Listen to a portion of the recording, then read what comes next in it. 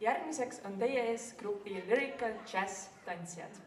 Meie trenn keskendub eelkõige jazz-tantsutehnika omandamisele, kuid samaväärselt on meil ka lõbus. Kogenud täiskasvanute ja motiveeritud noorte kombinatsioon on just õige õhkkond uute tantsuoskuste omandamiseks. Meie treener ja tantsuautor Brigitte Karelson. Aitäh!